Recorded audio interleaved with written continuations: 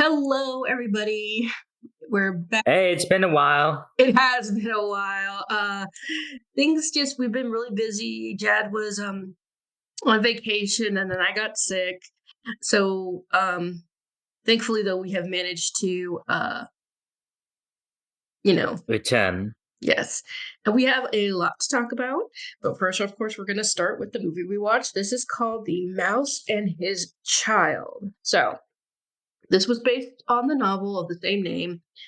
And this film was a co-production between Fred Wolf Films, who we've already covered on this channel multiple times, and Hmm? Sanrio. Yes, the people who made called Hello Hello, Kitty. Kitty. hmm Okay, Let's sorry about that. see here. Fred Wolf Films produced 87 animated Ninja Turtle series. Well, also, well, we reviewed The Adventures of the American Rabbit, which was also from them. And not only does Sanrio own the rights to Hello Kitty, but they also own the rights to the Mr. Men. Now, the big book was written by Russell Hoban, a prolific writer who wrote in many genres. Started his career as an illustrator for various magazines, then became an advertising copywriter. In 1959, he published What Does It Do and How Does It Work? Power Shovel, Dump Truck, and Other Heavy Machines. He wrote for children exclusively for a decade after that and created one of his most famous characters, Francis the Badger. And then The Mouse and the Child wasn't his only work to be adapted. Emmett Otter's Jug Band Christmas was also adapted into a film by Muppet creator Jim Henson in 1985. His novel Turtle Diary was adapted into a movie. In addition to directing, Charles Swinson also co-directed the movie. Unfortunately, he also directed another film we watched called Down and Dirty Duck. Oh, God. Ugh. And the late great Peter Ustinov voices the main villain, Manny the Rat. Now, Ustinov was a British actor and outspoken humanitarian with several Oscars, Grammys, Emmys, and even BAFTA awards under his belt. Mm-hmm. He was a supporting actor in Spartacus and Cappy, both of which won him Academy Awards, but most of you might recognize him as the voice of Prince John in Disney's adaptation of Robin Hood. And the late actress Joan Gerber voices the elephant. Now, Gerber had a lot of voice credits under her belt as well, but you might recognize her as the voice of Mrs. Beakley in the original run of DuckTales. Yeah, she also voiced Freddie Flute in Huggy Tarpuff and stuff. That's how I know her. Sally Kellerman voices the Steel. Kellerman is another veteran actress who best known for her performance as Major Margaret Cotlips Houlihan in the film MASH. Andy Devine, another veteran voice actor, voices the Frog. While most people recognize his prominent role was playing Roy Rogers' sidekick Cookie, some of you might also recognize him as the voice of the Badger from Robin Hood, Disney's Robin Hood as well. Now, the film received mixed reviews from critics upon its release. While the New York Times praised the direction and voice acting, they criticized the darker elements of the story. They called it inappropriate for children. While most infamous of all, film critic and historian Leonard Martin panned the film, saying it was all talk and no action. And Okay. sorry, you were about to say something? No, go ahead. No. And the film only received a few home video releases in the 80s, and to this day, it never got a DVD release. Yeah, so I remember reading this book a while ago, a very long time ago, and I think I remember the book being better. Oh, no. Yeah, because I mean, this is one of those things where I agree with the dude said it's all talk and no action. It's nice to look at, and that is kind of it. Mhm. Yeah, like it has an interesting art style. Like it's an illustrated children's book, which is what they were going for, I guess. Mm-hmm. But the songs were pretty forgettable. Yeah. Like, Also, go ahead. sorry. No, go ahead. Like the opening number from the child sounds like he's bored. Yeah, and it just doesn't really stay in your mind. Like, you kind of almost forget this as a musical supposed to be. But also, like, the thing is the people who are singing, it's not the main characters, it's just random girls. Yeah, like none of the characters actually sing in this film. Yeah, also just it starts out like really creepy because see, we start out in the toy store and like the mouse and his child, they're brand new, but like they're And aware of the child is aware that he is, the child, that he has a father.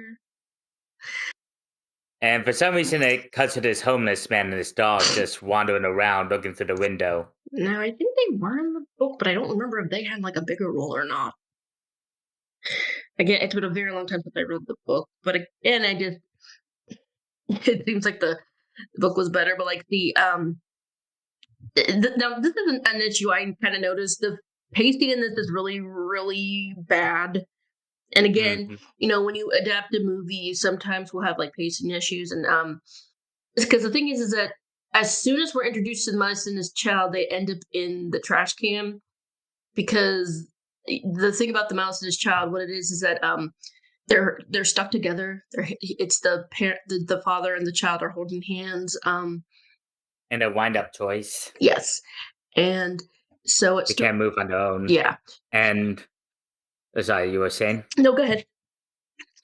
And it's that the other toys and this really creepy Oh, clock that clock was so says weird that, looking. yeah, I was saying that they'll eventually be bought, but the child doesn't want to be bought. He wants a family. Emily, and let's see, I'm just reading through the wiki. It was kind of hard to remember the plot of this. Yeah, it's a very forgettable, but like again, like I said, it's just right away. It's really dark because that's if you heard that. That's the dog I'm watching. Um, just right away, it's weird and dark.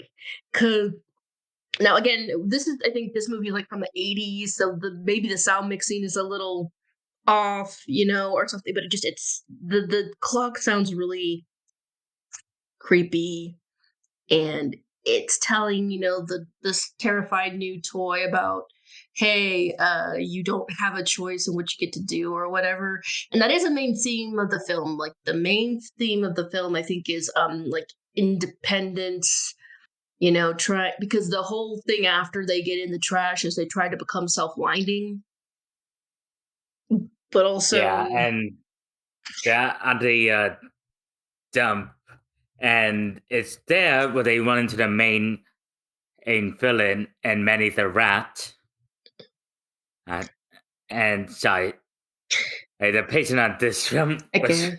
really fucking slow. Because see, the thing is when they get to the dump, the man who we saw earlier, he has a little Just dog. winds him up, Yeah, and he said and something, but I that's forgot what he said. I don't know because we don't see him until the very end of the film. Yeah, it was really weird. I don't know if they meant to have him be important. Again, like I said, I wish I had reread the book beforehand, but it has been such a long time since I read the book. But yeah, we get introduced to Manny the Rat. And I will say this, Peter Ustinov is doing a really good job, but I mean, he always Hmm. does. Oh, like as we mentioned, he was a very big name actor. He was considered, the cream of the Hmm. crop. He was a very talented, multifaceted man. He is kind of being wasted in this, but I do think he's probably like the best part in this. Oh, definitely. Yeah, and it's also there where we meet the frog who claims he's a psychic. But the Manny is furious that he doesn't get any money for his acts. Not because he's a fraud, but because he's a failure. Yeah, because then he gets, I think, like a beetle. But okay, so this is another thing. It's like I didn't understand Manny's motivation. Did you?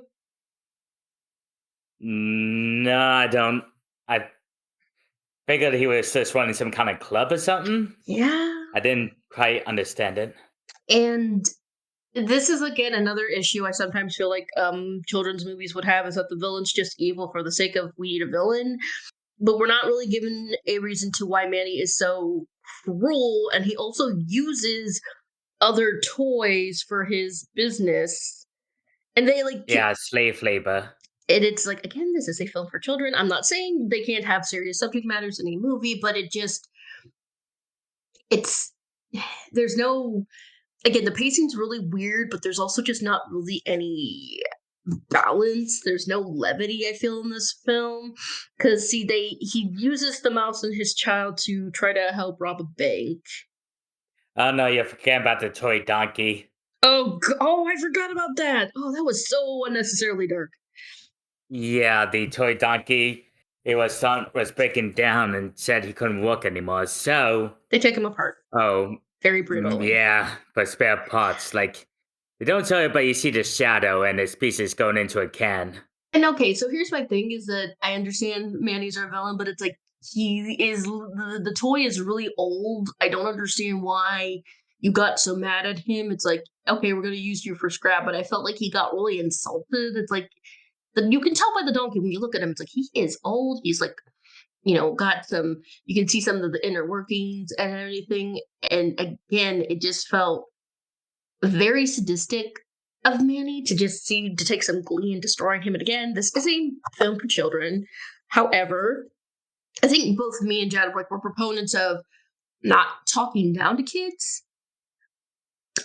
But But this seemed pretty pointless. yeah, and it's not. And again, that's like not the only time he's really needlessly cruel. But yeah, Oh, they we'll get to that. also Manny's like obsessed with sweets. So there's some sort of, what was it, trickle brittle or something, some type of brittle. Yeah, the bank, Yeah, and he orders Rafi to take the mouse and the child to go rob it. But it's there that they run into the frog and they have some kind of prophecy reading. yeah. And it's there that he actually tells the future. Yeah, like, I think for the first time ever, but also Ralphie gets eaten by, I think, the badger? Oh, yeah, he tries to do a stick up for the bank, but he doesn't realize that it's guarded by a badger who just eats him. Yeah. So he's dead. Mm-hmm. And then I think there's also, like, what is it, a blue jay or something? That Yeah, who delivers news and it's a big old says us gossip. how to follow this plot. Yeah, it is. That this kid introducing so many characters that never show up again. And some of them, like, I don't think they even give some of these characters names, because is this when we Mm-mm. get introduced to the actress bird? The actress bug? Bird. Oh, the blue jay, you mean? Not the blue jay. There was, like, Oh, no, no, wait, there's the is it a parrot or a parakeet? something about owls and a mouse war or something. Oh yeah, that's right. They run into, there was some sort of animal, and I can, oh gosh. Like, again, guys, this is like one of the struggles we have a lot with some of these movies, that they're just so forgettable. We cannot remember the plot, but the after, yeah. So after they're kidnapped, after they Hmm. leave, Manny finds out somehow, and he gets, pissy. Um, because the blue And jay just cannot keep its stupid mouth shut and reports on what happened. So Manny manages to get to the bank himself because he has some sort of wind up car that he uses. yeah, and he uses a stick to knock out the teller and block the badger's mouth. And oh, that's where we get into the actor's buzz. Right, right. They I get on the ice, I think. and there's some kind of they do some kind of play based on a can of dog food. Oh yeah, that's a running thing. This the can of dog food, like the final dog. It's Again, supposed to be based on some kind of poem or play. I don't freaking know. again, I had wished I had read the book beforehand, because I think that might have been something in the book, but it's just okay. So this is another like issue I sometimes have when people try to adapt things for children. They sometimes don't properly know how to do it. Because I think maybe this could have possibly worked, because there is like a good story here. Because again, besides like the theme of independence, it's about companionship, family, stuff like that. But I think one of the That's issues. poorly executed. Oh yeah. Um, so after the play, um, Manny somehow gets on stage, and then they're taken to, is it a muskrat or something? Muskrat, voiced by Bob Holt, Okay, so who's an inventor allegedly, yeah, and and this part really confused me. yeah, like all I can gather is he's cut down a tree for some reason, never explained why. Yeah. And so he has the mouse and his child do it. And since, they're just toys, it takes them a long time. And again, I don't understand And th- why. and they have a pointless song singing over it. Yeah. And the thing is like it's winter, it's super cold. It goes through like maybe a year. And you can tell by looking Uh, at them that they're kind of scuffed. They don't look yeah, it's all that great. spring now, I think. Hmm. And then I think it's a hawk comes and grabs them. Yeah, yeah, but since they made out of metal, he just dumps him in the water. And that's not good for a toy that's presumably metal. They look like they're metal exoskeletons. Like, okay, so like I think they're supposed to be like their exoskeleton. The inner workings are metal, and then the outside is cloth or fur. And they find another one of those dog food cans. And see, like when we say the final dog, what it is you have a dog on the front, and then there's the same picture of the like dog can. So it's like, infinity dogs. So the child starts to count it, and then um the seal from before somehow there it got caught by a kingfisher bird, I think. Who who even knows at this point? Well, she saves them. Sorry. But okay, so this is an issue I have a lot of times with a lot of the films and stuff we review, is that if you don't like establish the characters, we're not going to care. Well, Manny's just conveniently shows up. That's another thing. Everyone conveniently shows up at the right time. Um and This is really really messed up. He takes a rock and destroys them. We don't Busted see them it. to pieces, yeah. And even what's really confusing to me is when Manny's done, he looks genuinely upset. And like, if you were upset, why did you keep going? Almost like he regrets it, yeah. Yeah, he looks like genuinely horrified. Now they take him to the muskrat, and that song is playing again. Um, could you understand any of the lyrics of the song? No, it was all echoey. Yeah, and it's like supposed to be really triumphant, and they managed to talk the muskrat into fixing it. The seal's like really genuinely upset, and I guess that is enough to make like first the muskrat says he can't do it, Cause he retired which or makes something. no sense. But see, also I'm like, dude, it doesn't matter if you retired. You use those two to try cut down that stupid tree. You owe it to them. Like I actually got mad. I'm like, if you don't fix these two, I swear to God.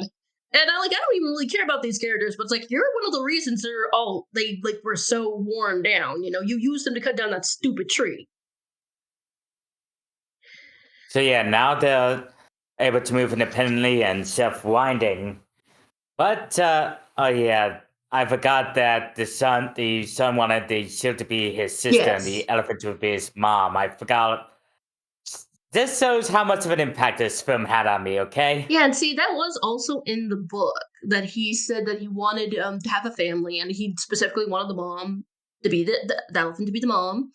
Um, but also, I'm just gonna say that like I didn't really care that the mouse and his child got ruined. I remember in the book, when I read it, it's like I felt again they had a lot more depth, but here I was just like, mm.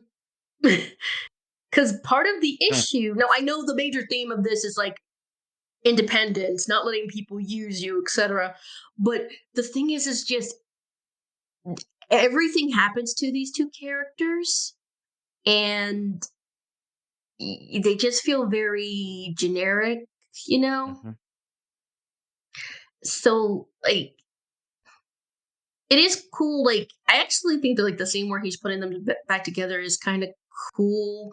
But again, it's like, I wasn't emotionally invested. It's not like when, Buzz from the first Toy Story movie, he breaks his arm, and it affects him because he tried to fly. But then, um, but also, like, I found this Anyway, yeah, there was scene sorry. kind of dark because, like, somehow the dad, the father's voice, he was still able to talk while he didn't have a Oh body. yeah, well they were beheaded, and it was all distorted and It was weird. echoey. It was creepy. Yeah, So again, this is a film where it's like way too dark for children, and I mean, it's like, yay, they're back together, but it's like, I do not care about these mhm. characters. Yeah, and even with the rat's fall, and I'm trying to figure out. Okay, this hadn't really confused me because Well, confused me too. the mouse and the elephant marry, and they all live in some kind of house where the homeless man looks on the Yeah. smile. And didn't the animation look super different to you in this scene? Yeah, It was so weird. And see, like, people talk, well, what happened to the villain? Well, again, in this, the villain's motivations aren't well defined, but somehow he managed to find the elephant. She's missing an eye, and she is enslaved. Um, and so they all are like, we're gonna go save her. The parrot comes back. Also, there was like this medallion. I forgot what it said on it, but that like becomes a main key thing. Um, but yeah, there's also like there was a scene. It's like the rats are all in this, like, I think it's supposed to be a dollhouse. Like, it was a dollhouse, and maybe somebody was trying to turn it into a birdhouse or something. But they take it over. It's filled with rats, and they're just partying. And there's a doll head, and one of the rats put it on, and another rat like automatically assumes it's a woman. Like, did you not see the rat head just lying there? I don't know. It's such a weird scene because also earlier on we saw that the dolls in the toy store were alive. So it's like, did someone decapitate a doll? oh god, I didn't even thought of that. It's just Yeah, it was and anyway, he loses his teeth and everything falls apart. yeah. The rats are like, yes, like, fuck this shit, I'm out.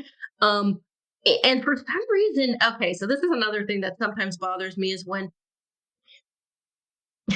you have a villain who's done nothing but antagonize the characters. um the child leaves that like little medallion for him. Yeah, look, good luck medallion, which N- he gives shows some empathy for no reason. which makes no sense because Manny has done nothing but antagonize him. He tries to literally kill them. He has also, I don't know if this, like, did you guys forget what he did to the donkey?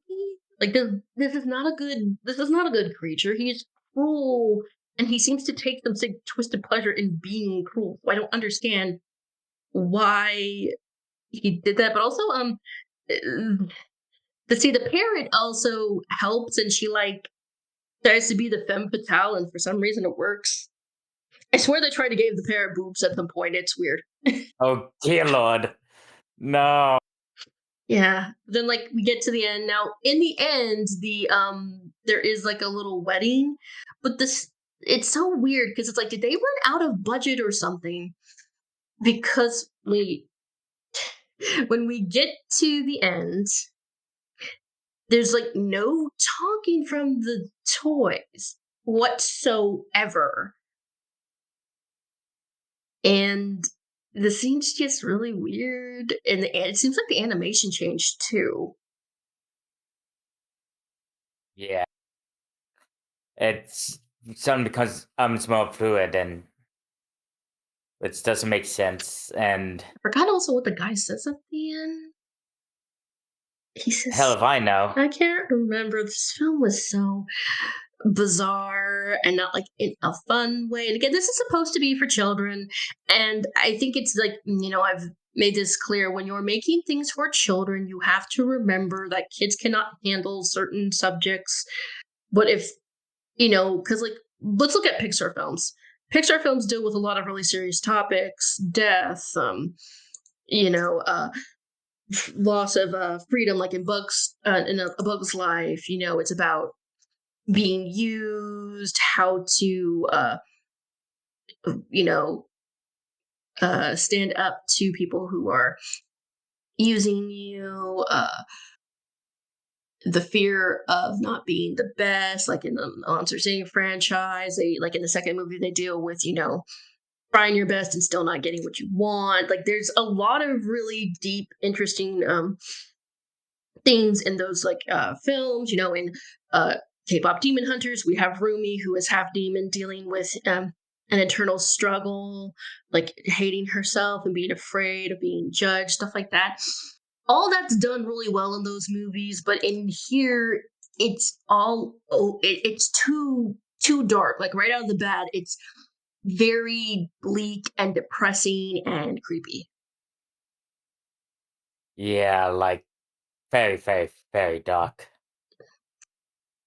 It And it gets really John, especially the slow pace of this movie. hmm Yeah, the pacing is really bad, and it is.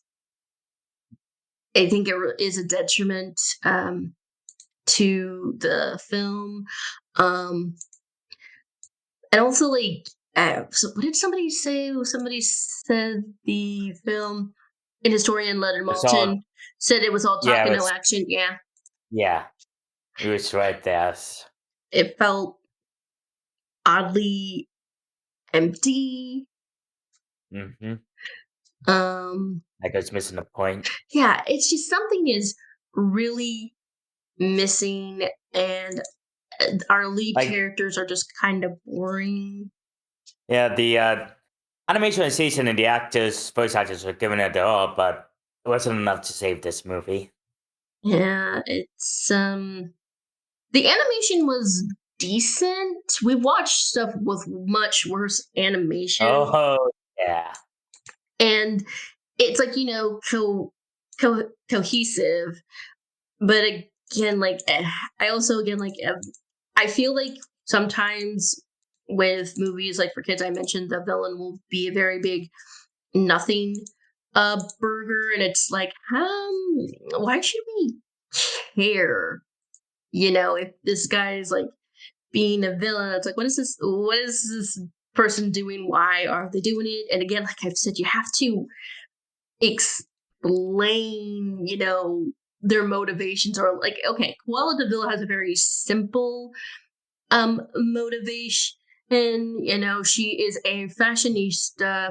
She's over the top. She loves fashion. She's willing to go and to push. extreme methods Yes, to get at what she wants. but she enjoys, being the over the top villain that she is. Therefore, we end up liking her because she is so over the top and villainous. Another like really good character villain is Jack Horner from Puss in Boots. He knows he's a monster and he embraces it. So that's like when his downfall happens, it's a lot more cathartic. So anyway, what would you give this movie? I'm giving it a 1.5. Yeah, I think I'm gonna give it a 1.5. There's just nothing here. It too dark. It lacks substance. The characters are kind of nothing burgers, and it's just like it really is a shame. I remember the book being much better than this, and I feel like this was also during a time period where a lot of times they would adapt children's books, hoping they would get a hit. Okay, give me a second. I gotta let the dog out. Aw, poor doggy. Okay, come on, baby. Go ahead, baby. Go ahead. Great. He was whimpering at me, being like, "I need my friend to pay attention to me." But yeah, so 1.5. The animation is not enough to save this. Yeah, so not um I mean, while it's bad, it's not the worst I've ever seen. And like just it was just slow and boring. Yeah.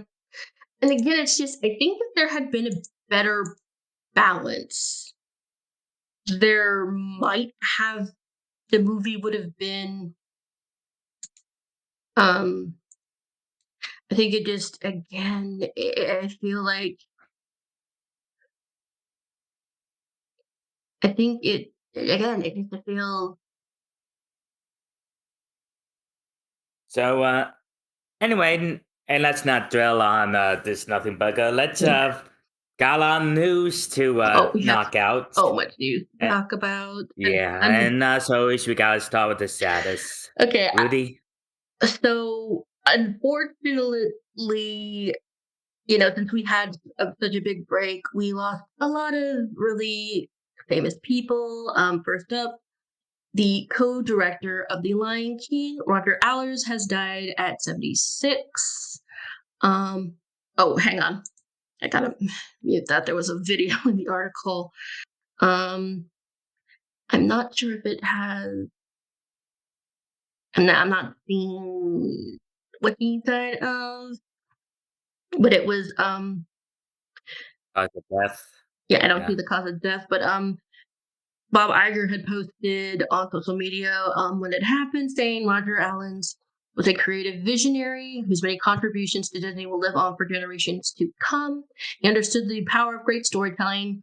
When unforgettable characters, emotion, and music can come together to create something timeless. His work helped define an area of animation that continues to inspire audiences around the world, and we are deeply grateful for everything he gave to Disney. Our hearts are with his friends, family, and collaborators, and I think that might be one of the nicest things Bob Iger has ever said about somebody. Yeah, it says here that Ellis got started at Disney as a pre-production and concept for Tron, and he later became a story artist for Oliver and Company and The Little Mermaid, and became the head of story on Beauty and the Beast. Wow. Oh wow! So he was very influential to Disney and like Hmm. establishing iconic movies. So, and that Yeah, really is Lion really King good. remains the highest grossing hand-drawn animated movie, grossing $980 million worldwide. That doesn't surprise me like at all. Movie's been that movie's considered like I think like the gold standard of like Western animation Hmm. because it still holds up. Like one of the things we talk about is how animated movies, if a movie is you know older, you'll watch it and sometimes they will hold up. A lot of times they will not. This is one of, the many animated films from Disney that still really holds up, and it is I probably think like even like just in film like in general film, it's one of the best like films ever made. So rest in peace, Yeah, definitely. Rest in Roger. peace to the legend. Oh yeah, he is. And un- that's not the only sad news we got. Music composer Guy Moon passed away at the age of 63. Like, this was shocking. Mm. And you guys like, And oh, like, that name sounds kind of familiar. This guy probably like made the music of your childhood. yeah, like he composed the music and theme songs for Fairly Odd Parents, Danny Phantom, Count Chicken, The Grim Adventures of Billy and Mandy. He, and let's see. He also composed music for that revival of Fairly Odd Parents, and so Oh, they did a new Wish on Netflix. he was just very, very prolific. Mm. Yeah, there was a car crash and he unfortunately passed away. Oh, that's sad. Yeah.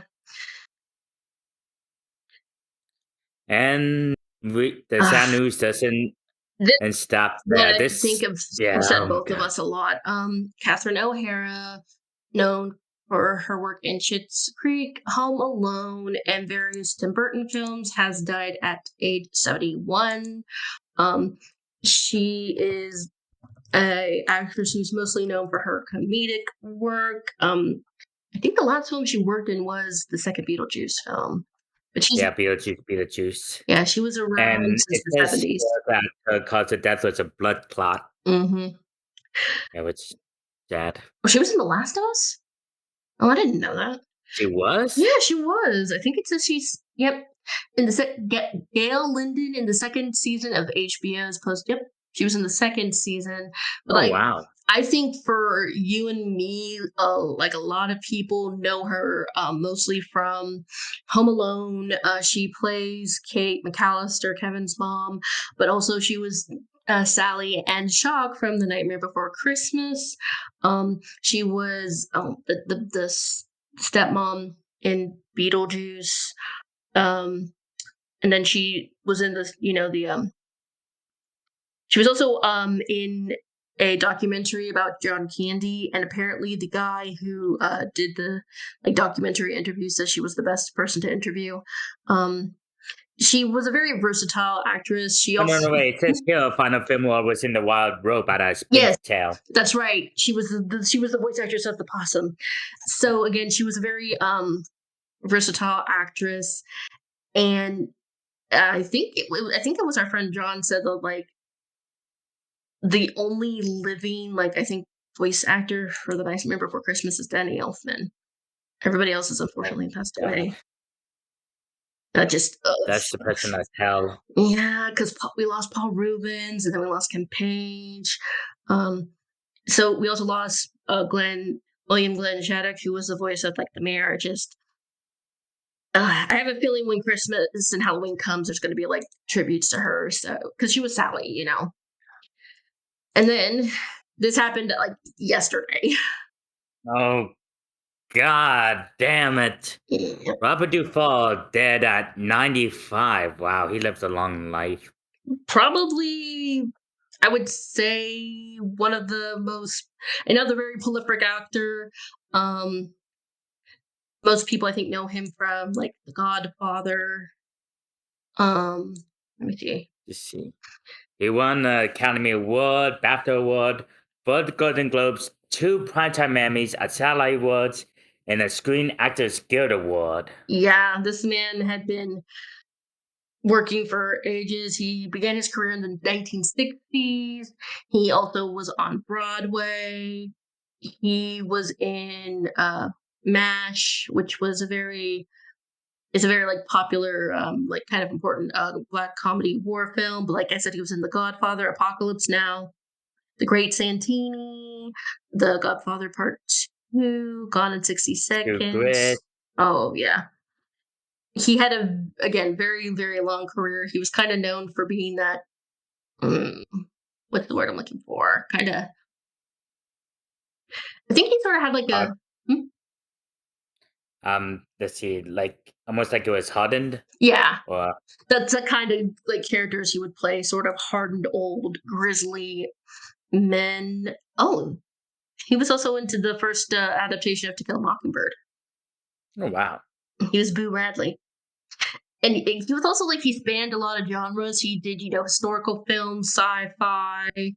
Um, again, like he was just sort of known for being that sort of grisly fella. But again, he's probably like in like an American film. I think he's probably considered to be one of the most prolific and like probably one of the most iconic actors we have because it wasn't just television. He did movies. He did a lot of television, and he did some theater. I'm not sure if it says what he died of. Yeah, there's not a case yet. He died at home I at can only assume it's old 25. age Yeah, or that's something. what I'm thinking. I think he might have passed away in his sleep. It doesn't And say like he that, was but one of the few surviving actors from the golden age of film. mhm. He was also a huge activist and philanthropist. So again, he will be missed. But now we can get into some less depressing news. Okay, so it's you and me. You. Oh, My Supreme becomes A24's highest grossing film with grossing $80 million. That's about a ping pong player, I think. I haven't seen it.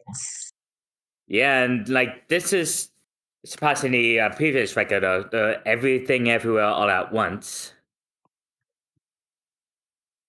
And then let's see here. Yeah. There's also there's the Serbian Civil War and My Supreme earned a grant and total of $97 million to date. Oh, wow. And let's see. It the R-rated offensive has a fictional ping pong champ, Marty Marshall, who goes to the ringer to pursue his dream of becoming a table tennis champ. And it's also A24's most expensive film, costing $70 million to produce. Oh Wow, boy. really? I wonder why it was so much. Yeah,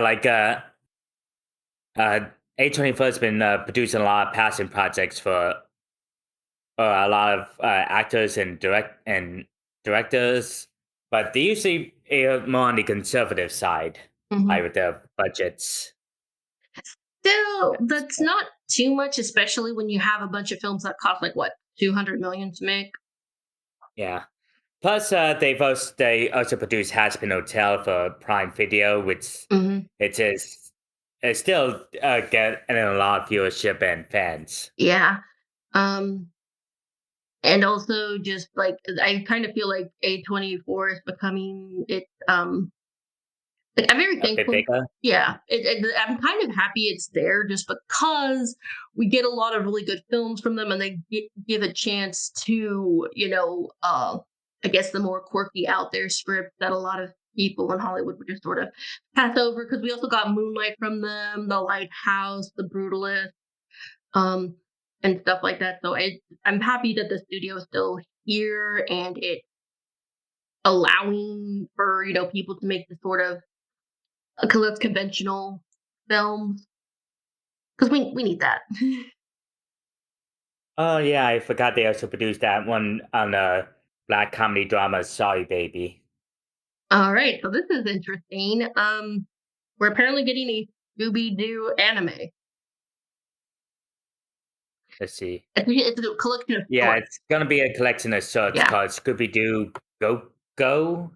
Mystery Machine. Interesting.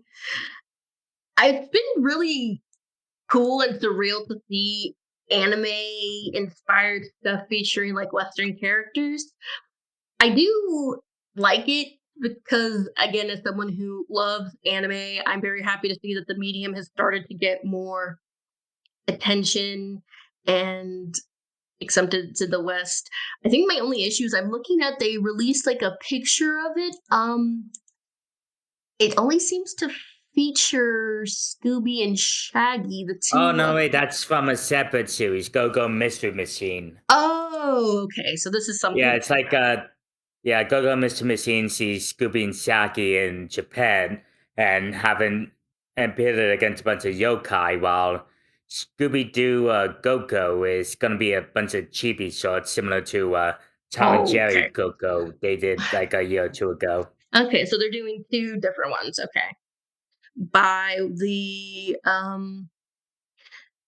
Yeah, so it is interesting to see Warner Brothers and also like Disney sort of break it into the anime style.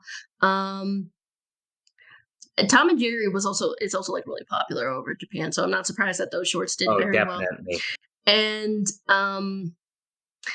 Scooby Doo is, a very iconic show, and I feel like after the misstep that was Velma, it'll be nice to see something good. It's been a while. Yeah. Yeah, so hopefully these will be good. Okay. Okay, and Sebastian Stan to play Two Face in the Batman 2. So how do we feel about that? Let's see. Sebastian Stan. Let's see. He isn't he the guy who plays like Bucky in the MCU? That's him. He was, Oh wow. yep. So this guy's gonna get paid. He has Oh, definitely. 2 superhero credits under his belt. I feel like people don't, understand how that's kind of rare, because I feel like there's a lot of with like, people have said, like, one of the reasons they don't want to do, Marvel films is just because you have to do a lot of traveling. So, it's like they get paid really well, but it can get really exhausting. And So, repetitive. yeah, so hopefully, um, it'll he will be able to balance all this. But I see it. I think he could play a good Harvey Dent. He is a good actor. He has That a could be lot of interesting. talent. I feel like, That'll be interesting. yeah, I think he also did he recently win an award, or am I getting him mixed up with somebody else? Let me check. To Google we go. If it can load for me, that is Sebastian Stan. See, I'm looking, and so far, no. Okay. Again, he is a good actor. So, I'm interested. I love Batman, so I am that. So now they have released a trailer for Malcolm in the Middle. Life is still unfair. Um, this is Oh yeah, I forgot this was coming. this is going to be super interesting. I also feel like Frankie Muniz has not aged. He still looks the same. Yeah, like the kids and adults now, It also looks like and they got a lot of the original actors back. Mhm. Because I see the guy who the actress who plays the older brother's wife, and I think is that Dewey? Yeah, Dewey's all grown up. This is so surreal. So this is after shielding himself from his family for over a decade. Frankie Muniz is back into their orbit when Hal and Lois demand his presence at their 40th wedding anniversary party. Oh, it's a 4-part event. Okay, this is gonna be Oh, okay, it's a four-part interesting. miniseries. It's Yeah. not a full series then. Okay, that makes sense. This is gonna be interesting, but it's nice to see these, people back together. Malcolm in the Middle is sort of, I think, a show that you enjoy as you get a little bit older. Mm. Hmm. Yeah, I missed out on it when I was a teenager, I believe. Yeah, but again, it's one of those shows I think that you appreciate when you get older because you realize that Lois was the reason Lois was so neurotic is because her boys were little jerks. I'm sorry. And she had a right to be angry and stressed. Okay. Okay, so this is great. So I feel like I should say I read this as a fellow Jerseyan. Go ahead. Bruce Springsteen tells Ice to get the fuck out. Bruce Springsteen continues to be that man. So he was doing a 70-minute set dedicated to the Promised Land in memory of Renee Good, who was unfortunately brutally murdered by ICE.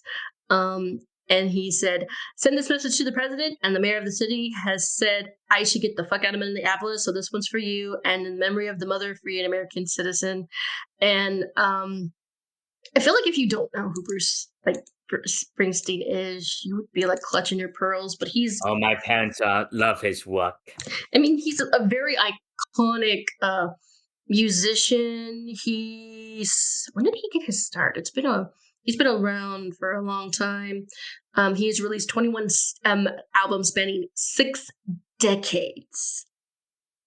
6, and he's known for being the pioneer of heartland rock, which combines successful rock with conscious lyrics. He's always been known for that. There's like a really famous song of his that constantly gets, I think, misinterpreted. Born in Born in the the Yep. USA, which is a juxtaposition because it's about a Vietnam War veteran who's basically mistreated and put on a Yeah. streets, all in backdrop to uh, upbeat, upbeat melody. Yeah, And because a bunch of conservatives thought it was a patriotic song. and every time that happened, he tells them to stop using this song. I cannot imagine how frustrating it is to have like such a popular song that people are constantly misinterpreting. But he's always been a humongous proponent of supporting the LGBT community. He's been open about how trans people have been, treated. He he celebrated like the first Women's March. He is also again open about like supporting reproductive rights, civil rights, about racist justice, and he hates Donald Trump. He loathes Donald Trump, and he even released a song called "The Streets of Minneapolis," written in response to not just the death of Renee Good but Alex Preddy. So again, continuing to be that bitch. I appreciate having a backbone because there's a lot of musicians who just don't. Okay, so this is interesting because our friend John saw the third Avatar movie. I haven't seen it. Did you see it? No, I haven't seen it either. I haven't seen any of the Avatar films. But John said the And third one was not that good. But surprisingly, it managed to at 88 million over the Christmas weekend. you can tell how old this is. Yep. Like, Avatar. Yeah. Like, let me check how much it made so far in total. 1.4 billion. Wow. That's not bad. But yeah, because my friend John told me when we were doing more No Sleep for Kaname Dante, he was like, this movie was not that good. It was just a retread of the second one. I did hear that Navi villain lady was hot though. Yeah, that's really all I heard. Everybody focused on the hot Navi woman. Like, like people love ladies who give off red flags. Oh yeah. That's what can I say? So I guess that's all we have to say about that because neither of us have seen the movie. I'm sorry, I just don't care about the Avatar franchise. Yeah. So that's all we're gonna say about that. So we also got a new teaser for Adventures Doomsday. So how do we feel about this? Let's see. Let's see. I thought the Russell brothers were done with the MCU. Oh, it shows how desperate Disney's starting to get. Or Like, also how desperate they are because and I'm not trying to be mean here, I'm just stating facts, but like the last three films the Russo brothers have released have been really bad. They haven't yeah, done like the really Electric well. State. Like, we got the teaser for Thor, and also recently another teaser for the X-Men. I'm not sure. I want to be excited for this. I just I'm being a little, I guess, wary. Skeptical. Yeah. But I'm gonna be honest, I don't really think the Avengers films are that great. I thought the first one was fine. The second one was garbage. The other two were just kind of nothing burgers to me. So, and like I said, it's just the thing is that like the other films that they have released have made significantly less money. Like they released the movie The Gray Man in 2022 that film had a budget of 200 million. It only made 454,000 at the box office. Hmm. Oh wow! Yeah. And I know that Electric State was universally Oh panned. yeah, because see, I read like the book, the comic it's based on, and then I saw the trailer. I'm like, this doesn't even look remotely close to the book. Yeah, Was Mr. Peanut like a president or something? yeah, they changed a lot. So I mean, I'm not surprised that people didn't like that. Their most recent film, The Bluff, is coming out on Amazon Prime this year. So we'll see how that is. But it's just I also just feel like the Avengers have run their course, and I also feel like this was kind of a middle finger to the end of an end game. So it's like, so despite Chris Evans' version of Captain America basically dying, you're bringing him back. I don't know if it's like an alternate universe take or what. I don't know.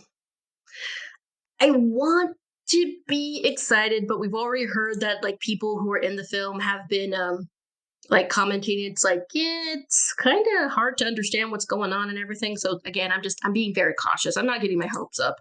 I feel like it's better to proceed with caution with Marvel Yeah. films. Personally, I thought they should have gotten Sam Raimi. Like, Oh yeah. he did a surprisingly great job with Multiverse of Madness. Like See, embracing the. Oh, sorry. I think with Sam Raimi is that even if it's not like his original idea, I still like feel he puts forth really good efforts. Does that make sense? Oh yeah, definitely. Like, he's a big fan of those Golden Age of comics, Hmm. and yeah, and also he does great horror stuff with Evil Dead, Yeah, I and still need want to see Send Help that was released this year. I heard oh it was yeah, really good. same here. Mhm. Yay, some more good news. Okay, let's see here. Oh, you got that. Oh no, wait, is this me? It doesn't matter. Or It's good news either way. mhm. Go K-pop Demon Hunters wins 2 Golden Globes. Woohoo. Best Motion Animated Feature and Best Original Song. See, I was gonna say it's like if either of those two Wicked songs win over Golden, I'm gonna lose it. Ah, Because those the original songs from Wicked are not that good. I'm sorry, it is the truth. But also, I do feel like there was some stiff competition for best animated picture because I did see Arco and that was actually really good. And Zootopia 2 and also the Demon Slayer movie. But yeah, I'm glad that they won. Because again, I'm always very happy when a movie featuring people of color and women do well, and this, of course, features both. Um, so again, I'm glad this movie's very like continuing to be successful. Speaking of more let's. animation news, Zootopia 2 breaks the record to become the top grossing Disney animated film, and I think that is totally warranted. Yeah, it goes like. So the recording for this podcast, it goes like 1.8 billion, Wow. and like it's the second highest grossing animated film in the world, right behind Nisa 2. So we've talked about this, but we both really liked Zootopia 2. Mhm. And I think we were both like kind of shocked at how this film Was able to get made. yes, because first of all, it's coming from Disney, and Disney's done this thing like where they just kind of don't allow their movies to have any teeth, so to speak. Mm, Like what came before Zootopia 2? I'm trying to think. I'm trying to think. Wish, Oh I gosh. believe. Wish. Okay, so I saw Wish. It is not the worst film ever made, but it is definitely not Disney's best. Just it's missing a lot.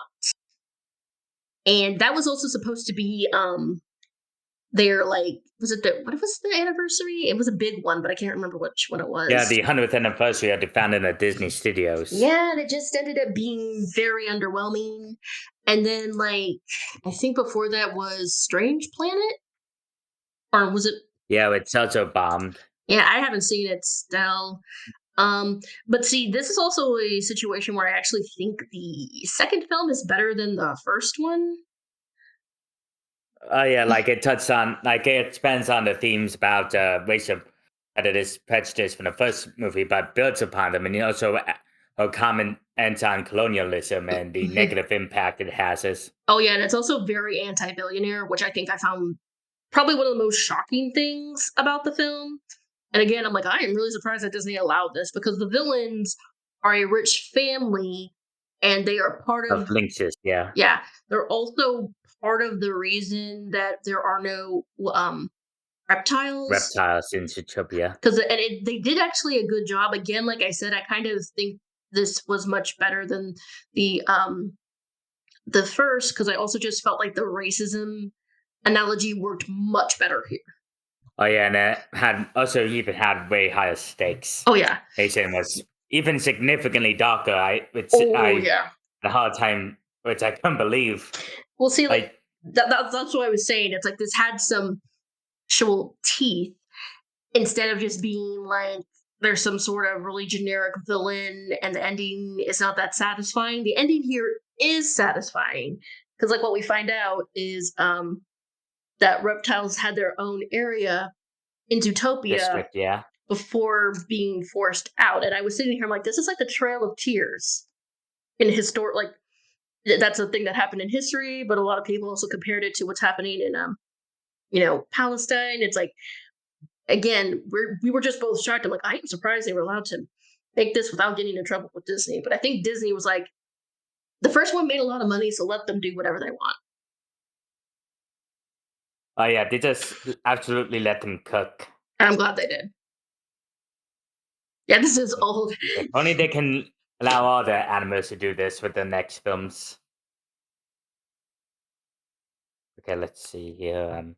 You there? Yeah, I'm here. You go ahead. I gotta call the dog back in. Okay, now this is more other news. Phoebe. We got another teaser trailer for The Muppet Show, which came out not too long ago, actually. And I am really hoping Disney greenlights this into a full show. Like, it's already got great viewership, not just on Disney Plus, but also on ABC when it aired the next day, which is surprising considering it was on streaming first.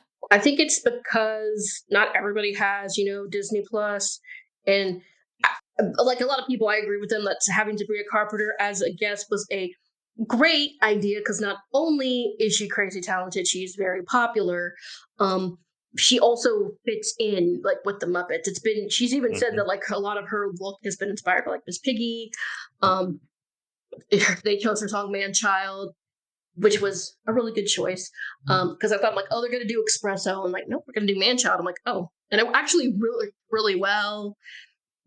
It just felt like the Muppet Show. Like some people were like, a lot of people were really happy that it wasn't super cheesy or something because like we kind of already did that with like being like, hey, let's get the gang back together in like that Muppet movie they did a while back. But yeah, it was really good. It just felt like the Muppets, and I think it's just they finally Yeah, remembered. like you don't have to overthink it. Yeah, they remembered what the Muppets are good at. Yeah, I really hope this gets greenlit because it's been getting great viewership numbers so far. Oh yeah, I feel it would Like, be dumb if they didn't greenlight it.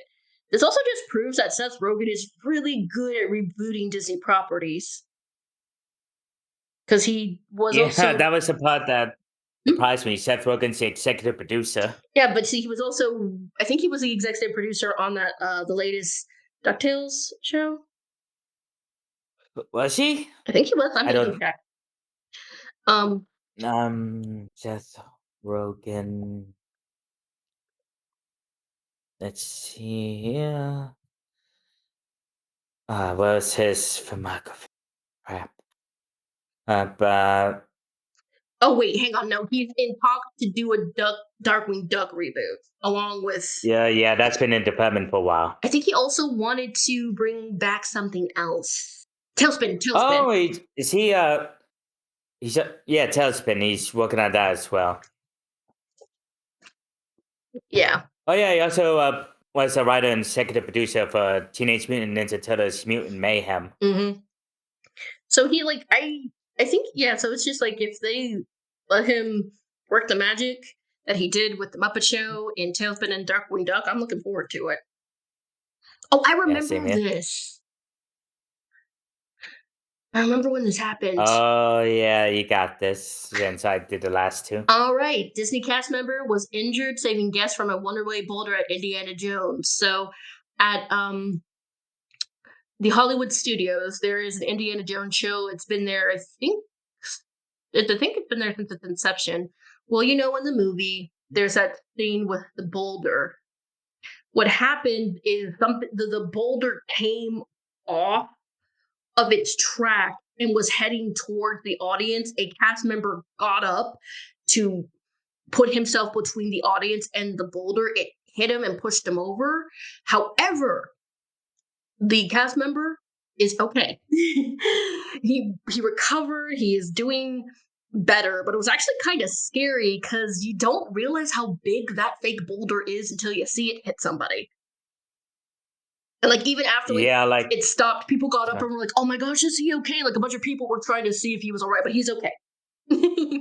and apparently for they removed the border scene for what until they I did that reevaluate this incident. because I don't know Yeah, if that's ever happened. And like I said, it looked really scary because it's not a real boulder, of course. And even though it's like it's it, rubber. yeah, that still would It's hurt. still no cotton ball though, Yeah, which and the guy went which down when makes it it hit all the more him. astonishing. I really hope he got like a raise or something because I was like, oh gosh, like because again he falls over when it hits him, but thankfully he's all right. But man, I cannot imagine going to see that show and all of a sudden the boulder is coming towards you. That would be so scary. Thankfully, Oh, terrifying. I'm glad he is okay, but also I am glad that they decided to like shut down the boulder scene just so they can figure out what happened because they don't want that happening again. That could have been so much worse. Oh, way worse. Hmm.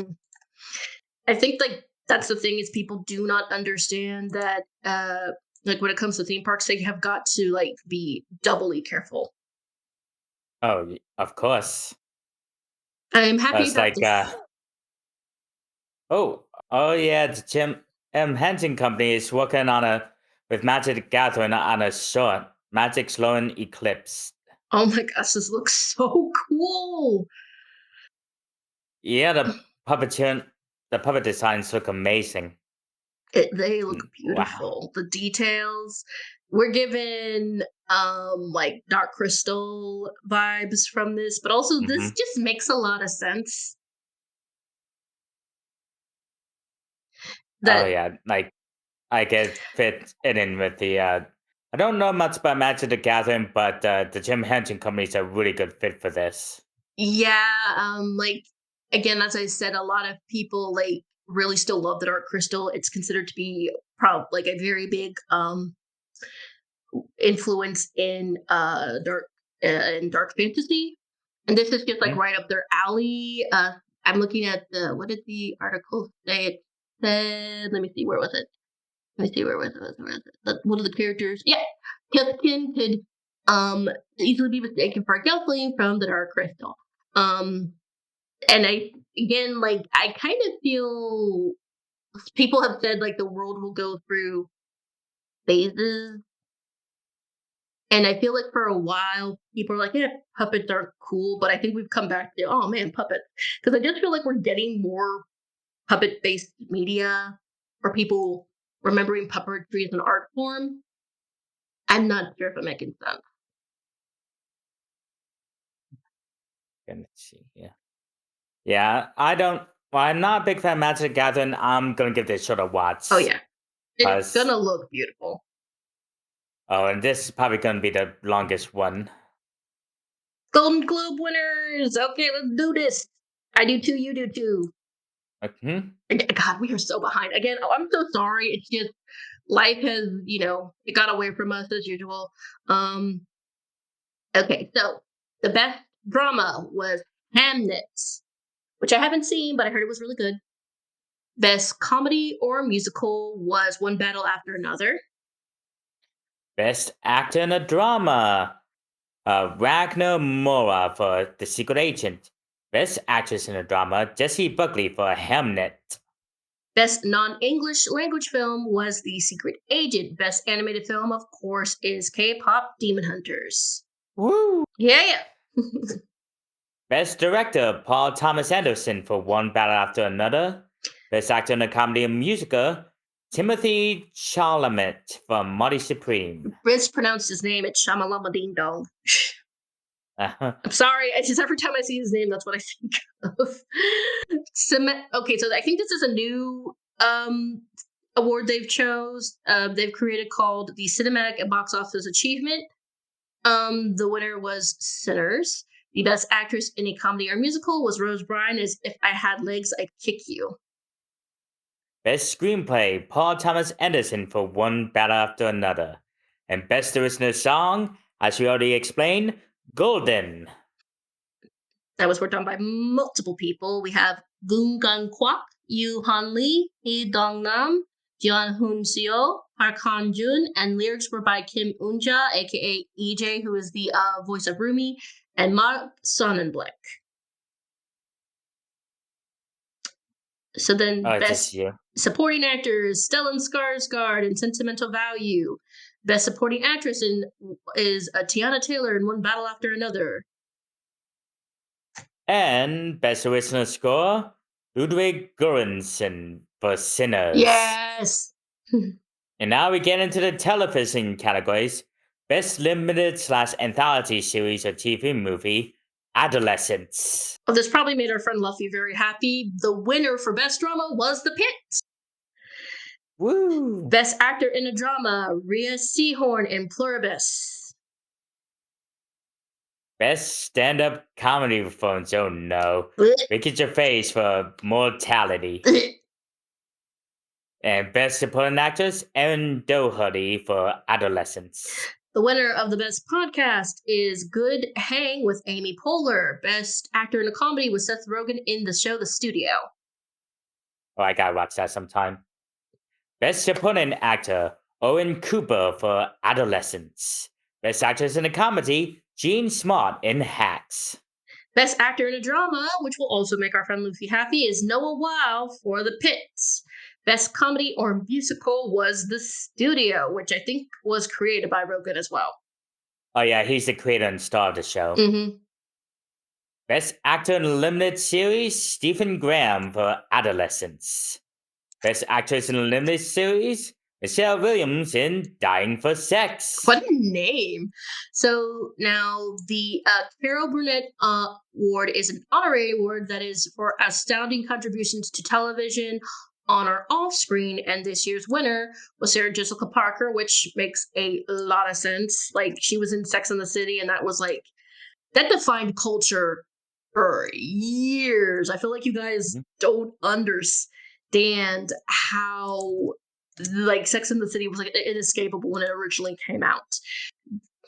So it makes sense that she would get this award. And then we have the Cecil B. DeMille Award, which is bestowed by the Hollywood Foreign Press Association for outstanding contributions to the world of entertainment.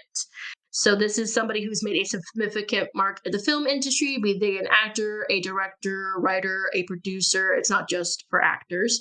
It was originally given to Cecil B. DeMille, who was a important filmmaker and actor, and this year's recipient of the award was the amazingly talented Helen Mirren, which is very deserved. She's a very iconic actress.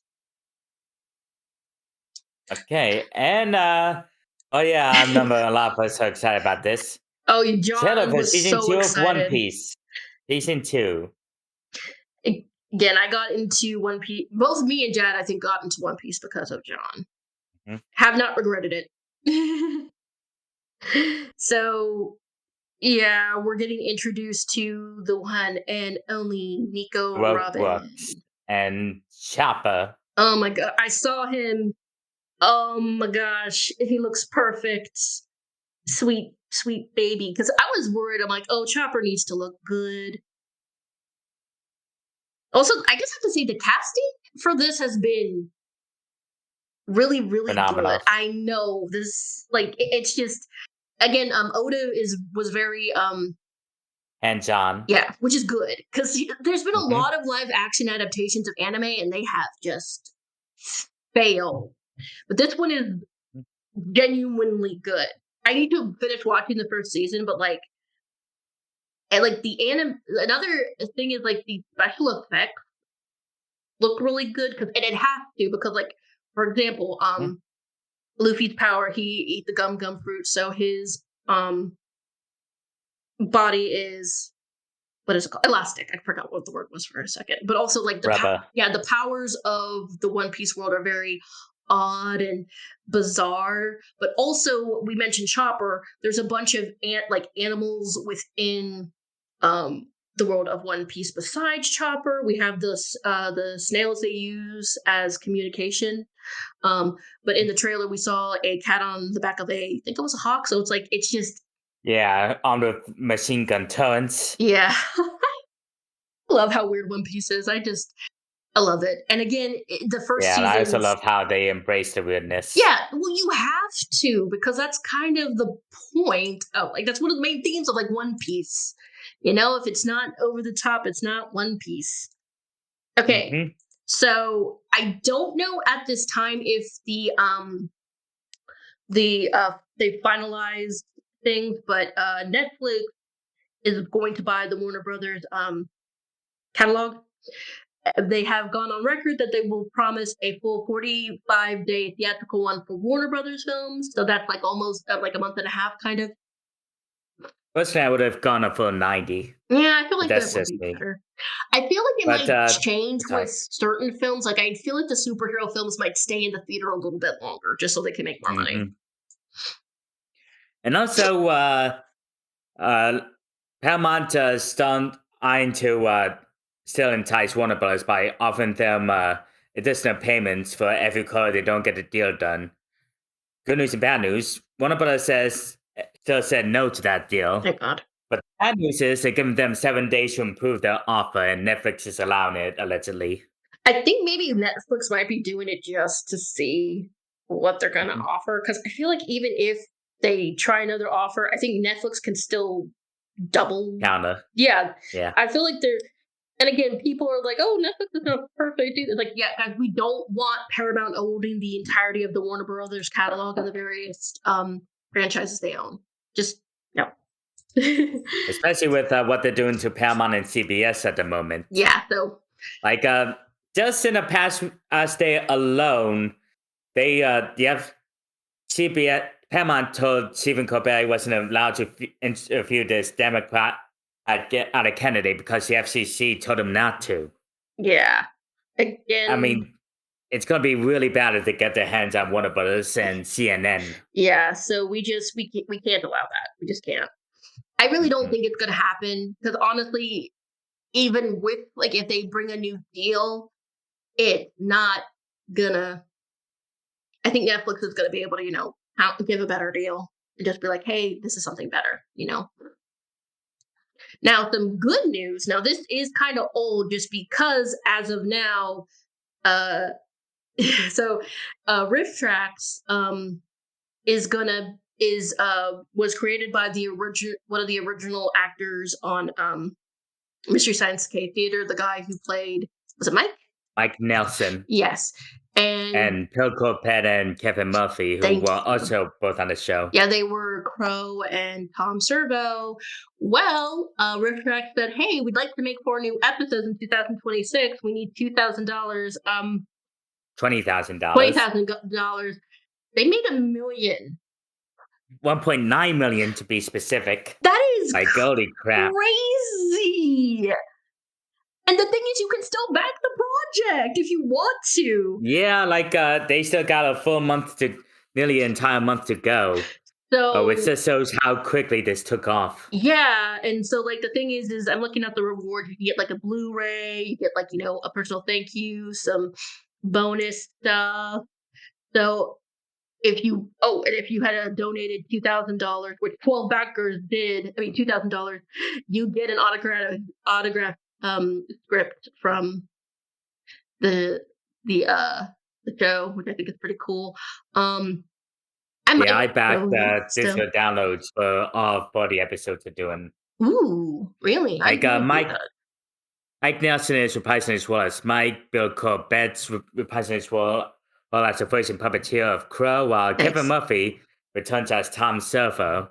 And on top of that, Mary Jo Pearl, who was social writer for Mystery Science Theater 3000 and recently Rift Tracks, she'll be reprising her role as the main villain Pearl. Yes. Well, and let's see.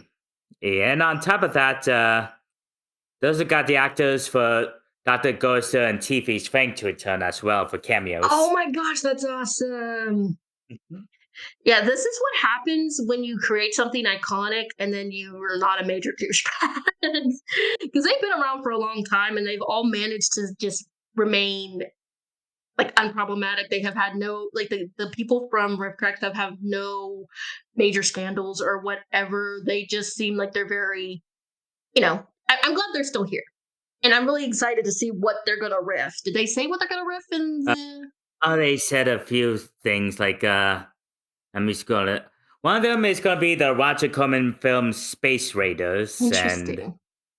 let's see, I'm scrolling through it, and Roger Corman, the gift that keeps on giving, even though we don't want it hmm to. and let's see what else. So I'm just going through it right now. I know Space Raiders is one of them, and let's see, and let's see, Death Sport. Oh, Oh, okay. that's another one produced by Roger Corman,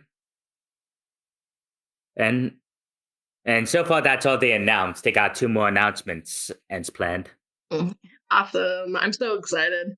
I'm definitely gonna Same here. pledge them when I get some money. But yeah, it's amazing. Just again, this is what happens when when you manage Like to just when you good. manage not to be a dick. Yeah. But also create something that people still really enjoy and love. Because Mystery Science Theater, this started in what year did it start? In the 1997? Yeah, Um, late '80s, I believe. yeah. It started with Joel Hodgson, and then he was still like working on the show, but he wasn't like the lead character Yeah, anymore. creator. He explained that he never felt comfortable being on cameras as an actor. He preferred to be behind the scenes, Uh, being and acting. yeah, he's still around, like working on the show and everything, thankfully. So Yeah. yeah, it's hmm just it's again, I'm always happy to see something that's I love come back, but also it's still being like worked by the people who help create it. All right, so I remember reading the first Flat Stanley book a very long time ago, and then I think they made like a series of books. I'm not sure. I'm gonna check. But we're getting a Flat Stanley feature film at Disney. So people are like, what the heck is Flat Stanley? Well, it is a book from the 1950s, and it was it started off like a story that the author, Jeff Brown, would tell to his kids, and then he turned it into an actual book. hmm And altogether, there are 6 books. There's Stanley and the Magic Lamp, Stanley in Space, Stanley's Christmas Adventure, Invisible Stanley, and Stanley Flat Again. So what happens if he gets squashed by a bulletin board while he's sleeping, and he becomes flat. That's really it. um, so this, Hasn't sounded as much to it. yeah, it's a very simple, cute little story. I remember reading this, but they released some other Flat Stanley book, so I don't know if they're gonna try to make this like an entire series or if they're just gonna do the first book. Yes, Miss Phoebe? Do you want to go outside? Okay, hang on a second, guys. My charge is demanding that I let her out again. No worries, take your time. There you go, baby.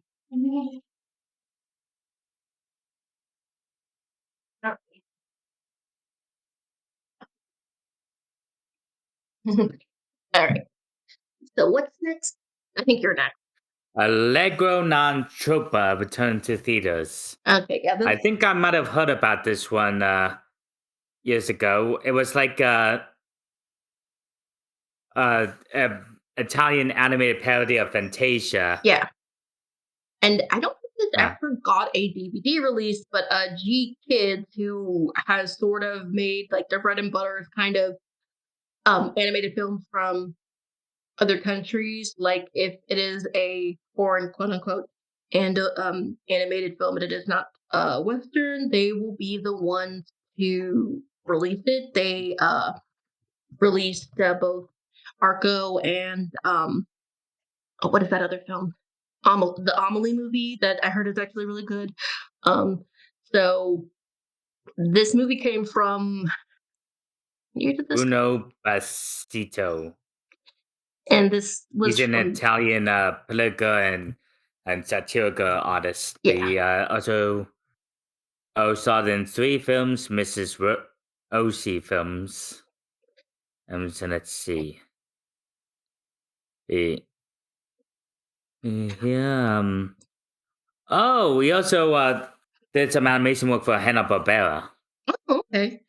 So, despite this like being a spoof, um, the Walt Disney Company were like, "Oh, hey, this is cool." Like they weren't mad at it, and Yeah, like one of the original I know, Manuel Kimball, was also a big fan and would show one of the shorts to his animation student and when he was a teacher. yeah, and they even had like a exhibit on Bruno, which I'm like, "Oh, Yeah, okay, the Walt Disney Museum. that's like actually pretty cool." Because you would think like, "Oh, they would probably hate this because this is it's a little more adult. It deals with like more adult themes." But I'm very happy this is getting a release because yeah, I'm searching. I don't think there is a DVD release of this, so I'm hoping that since they're re-releasing this to theaters, Mhm. they might then do a DVD release, like maybe or something like with the Criteria collection. I don't know, but yeah, I'm always happy about and you know, underrated and lesser known films getting the respect they deserve. Okay, now we were kind of heartbroken because it turned out that Matt Braley, the guy who made Amphibia, one of like the kind of the last great like Disney animated shows, had been working on a film at Sony Animation, and it got canned for some reason we do not understand. It doesn't make any sense because the film sounded amazing. It was about like Thai mythology. Culture Yes, and it's and like mythology, yeah. they're like, oh, there's no market for this. I'm like, you guys literally released K-pop Demon Hunters, but okay, but But that shows how dumb executives are. they really are. God, this is why we like can't have nice things. But um, and so the He would go on to find his own animation studio, Fantasy Project. yes, and here's my thing. There's two things here. So first off, this keeps proving to like me that even though like something is very successful and it does well, Hollywood will not learn anything from it because like we said, the executives Mhm. are stupid because K-pop Demon Hunters has become a massive hit. They are like I've been reviewing the toys they're gonna release. Like, dude, they're gonna make so much money from those toys. Yeah, Okay. and it's like the most watched thing on Netflix Yeah. ever. Yeah. Not just movie, anything on And Netflix. remember, Netflix has Stranger Things. So it's been a massive success. But Matt Braley, decided he's like, you know what? I'm not going to do this anymore. I'm going to go over and make my own company. And we are going to be getting I'm actually really excited for this. It is a Gothic horror interpretation of the Nutcracker. If you guys don't know, I really love the Nutcracker, so I'm interested to Mhm. see this. But I feel like a lot of companies are their own worst enemies because after Dana Terrence had such a bad time over at Disney, she went and made her own new cartoon. It is now Knights of Nights Guinevere. with Guinevere. Yeah, it's going to They be. got greenlit for a season. Mhm. They keep giving these animators more power, and at the same time, I've talked about this. We don't have brand loyalty anymore. And especially when it Mm-mm. comes to animation and art, we're loyal to the artists, the people who create the art, not the people who distribute it. So it's just like, why would you do this? You just basically made it so that whatever he makes is going to be a success because people who loved Amphibia and animators and indie animators and people who just like to support indie art, they're going to flock to this. And on top of that, Dane, that's what within the week, Dana Terrace is also writing a graphic novel for the Owl House. Yeah. We forgot about that. Like it's gonna be he's focused on King and how any downsides to being immortal. Yeah. Uh, I was also sort of surprised by that because didn't she like say, "Hey, it's okay if you pirate the Owl House from Disney"? well, apparently it's easier for her to work with the Disney Books subsidiary than it was with the TV Now, executives. you know what? That makes total sense. I get that. So Like The graphic novel is going to take place between Bellows' defeat and the final scene of the finale, apparently. Yeah. So again, it's just like I really feel like executives are their own worst enemies. Hmm. Because again, like I said, you just basically gave him more power, and it's an underdog story. We have a lot of people who are frustrated with AI taking the jobs of artists and animators. So it's like, yeah, you just basically like gave him an automatic success. But anyways, what's next? What's next? Okay, we're both really, Oh, really happy about this. basically, the entire Warner Brothers animated backlog is coming to Tubi. And when we say From looks of it, oh sorry, entirely, we mean entirely. not just Warner Brothers cartoons, but also Cartoon Network cartoons, Hanna-Barbera shows, a lot, like over 100 titles. Let me clear my throat. Hmm. And You're getting yes, the bear with us, it's going to be a long list. the Abbott Costello cartoons, The Addams Family from 1974, The Adventures of Batman, Animaniacs, Aquaman, Astro and the Space Mutts, Adam Ant, Baby Looney Tunes, Batman the Brave and the Bold, Be Cool Scooby Doo, Beetlejuice, Ben 10, Beware the Batman, Captain Caveman and the Teen Angels, Captain Planet, Cloning, Kid Next Door, Courage the Cowardly Dog, Cow and Chicken, Dastardly and the Muttley and their Flying Machines, Dexter's Laboratory, Dorothy and the Wizard of Oz, Dragon's Lair, Duck Dodgers, Dukes of Hazzard, the animated series, Dumb and Dumber, the animated series, Dynamite, Duck Wonder, Ed and Eddie, Evil Con Carne, Flintstones Family Adventures, Flintstones Kids, Foster's Homes for Imaginary Friends, Freakazoid, Great Grape Ape, Help, It's the Hair Bear Bunch, Hong Kong Phooey, Johnny Quest, Justice League Action, Crypto the Superdog, Legion of Superheroes, Lunatics Unleashed, Looney Tunes 3D, Looney Tunes Cartoons, Mad, Magilla Gorilla, Mucha Lucha, New Looney Tunes Show, aka Wabbit, New Scooby-Doo Mysteries, Paddington Bear, Pebbles and Bam Bam, Perils of Penelope Pitstop, Pinky and the Brain, Pinky Elmira and the Brain, Powerpuff Girls, Pop Named Scooby Doo, Quick Draw McGraw, Ricochet Rabbit, Scooby and Scrappy Doo, Scooby Doo Mystery Incorporated, Shaggy and Scooby Get a Clue, Smurf, Snagglepuss, Static Shock, Super Friends, Supernatural, the anime series, Tasmania, Teen Titans, Ghost of Scooby Doo, The Batman, Complete Mental Misadventures of Ed Gimli, The Frankenstones, Grim Adventures of Billy and Mandy, The Heat Infant Dingbat Show, The Mask, The New Adventures of Batman, The New Adventures of Gilligan, The New Fred and Barney Show, The New Scooby-Doo Movies, The Plastic Man Comedy Adventure Show, The Real Adventures of Johnny Quest, The Secret Squirrel Show, The Super Globetrotters, The Yogi Bear Show, Tiny Toon Adventures, Tom and Jerry Comedy Show, Tom and Jerry Kids, The Tom and Jerry Show, Tom and Jerry Tales, Top Cat, Unikitty, Wacky Races 2017, Challenge Showdown, Yo Yogi, Yogi's Galaxy Goopuffs, Yogi's Gang, Yogi's Space Race, and Yogi's Treasure Hunt. I'm going to say, Yogi's Galaxy fuck ups over there. Yeah, oof. So this is like, I think this is the entirety of like the old Hanna-Barbera catalog. Really? Yeah, nearly the entire catalog. Like, wow. There's like a few things they're missing, but Possibly, but they got a big bulk of them. oh Like, yeah, my guess is that the Looney Tunes shots they've been putting on Tubi have been doing well enough that they decided to put everything else on there while they are at it. I don't understand why Max did this. You just made Tubi more powerful. People already use Tubi most because it's free. Yeah. And like here's Yeah, like, oh my god. so many parents are gonna go to Tubi now because now they don't have to, buy a subscription to HBO Max or something. And guys, here's the thing: if you're a parent and there's something you can get for your kids for free, you're gonna take what you can get for free. Mhm. That's just the way it is. And Yeah, like YouTube is really popular with kids. oh yeah, but this I think will be better than YouTube, just because the parents can control what their kids see. And yeah, I'm definitely looking forward to watching these again. Oh, same. Movie night. Hell And yeah. okay, so now it is time for recommendations. So, Jad, do we want to get the one we share first? Oh, yes. We finally got around to watching this one.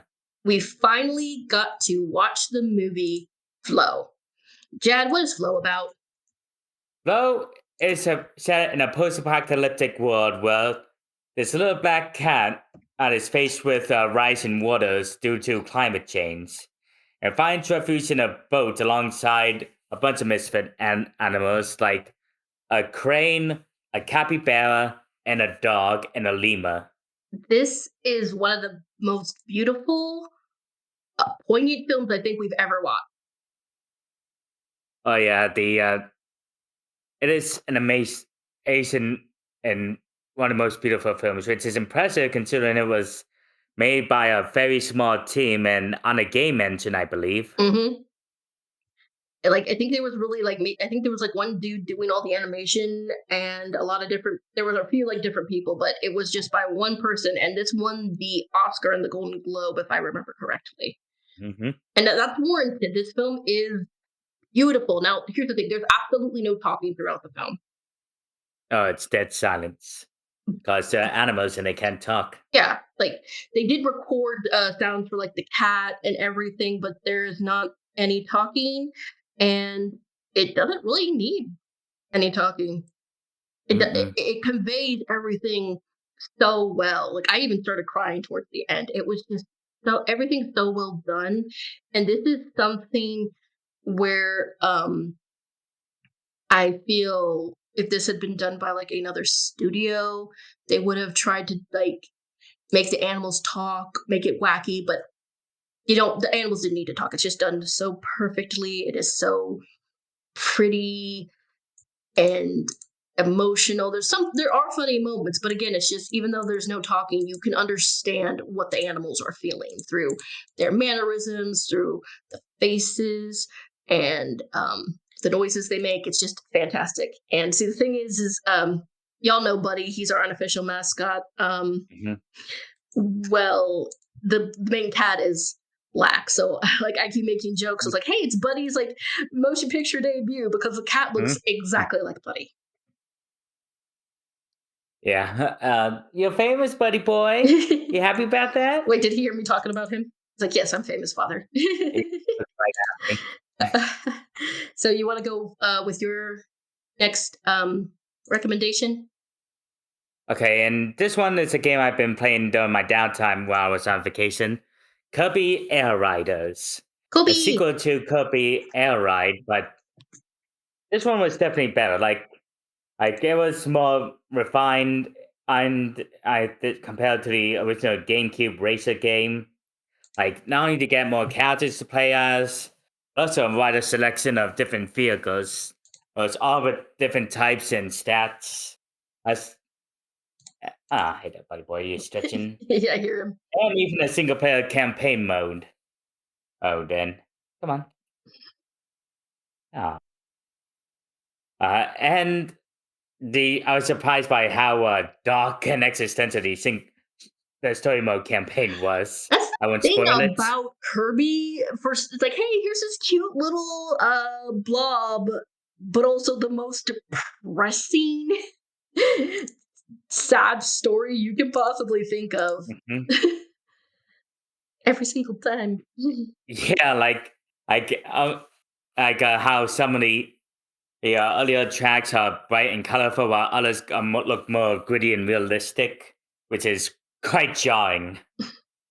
On It is but always jarring when you see like Not only you realistic got a single player campaign, but we also got an online modes with ranked matches. fun. It's in three different modes. Like the traditional air rides, which are basically quick races, top down, which take place on many tracks, and the most popular city trial, where you're in a sandbox trying to explore, collect as many stat boosts as you can before the main attraction starts.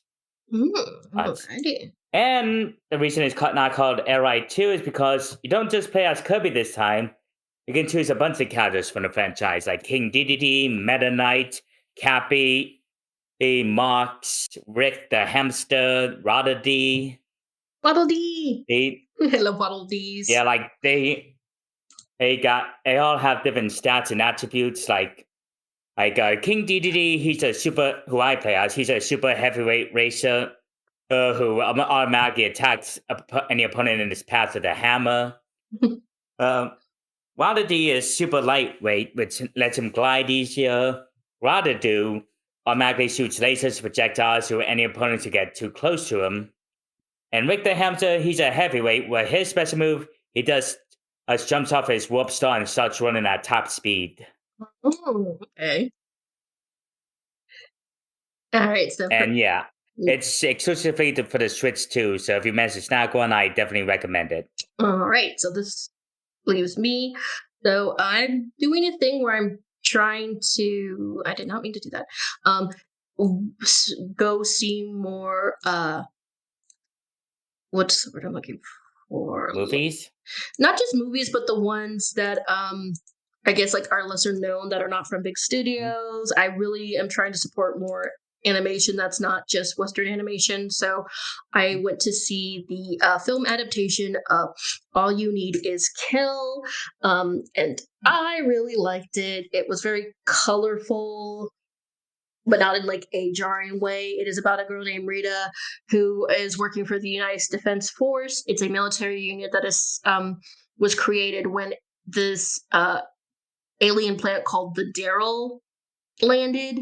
So they're just studying it because it has not done anything since it's been there. However, one day, while she's on her job, the planet opens up. It releases these killer aliens, and it kills her. But she wakes up the next day alive. Well, it happens again and again and again. She starts to realize she is stuck in a loop and she has to figure out how to get out of the loop. I ended up really liking this. I love sci-fi films. I also like it when sci-fi films are a little weird. I really like the designs of the aliens. They are very unsettling, but in like a good way. It's like they're supposed to be unsettling. And Rita's a very interesting character. She comes off as like really abrasive in the beginning, but you learn there's a reason why she is like this. This is not for children. If you see this, you need to, see this as an adult. Do not take children to see this again because it's very, very violent. But yeah, I really liked it. I think it is currently on streaming. I don't know if you can still see it in the theater, but I recommend you seeing it any way you possibly can. All right, it's nice to get back into the flow of things because I have missed doing this so much. No, And it's this too. next week we are going to be doing something a little different. We're going to be reviewing a trilogy of like special films. They're not super long, so this won't be too hard. We were going to be looking at the Puff the Magic Dragon trilogy. Oh, what's Puff? You've never heard the song? No. Puff the Magic Dragon? Mm-mm. Jad, you're breaking my heart here. All right, well, I'm going to educate Jad, but we will see you guys next time. Bye. Bye-bye.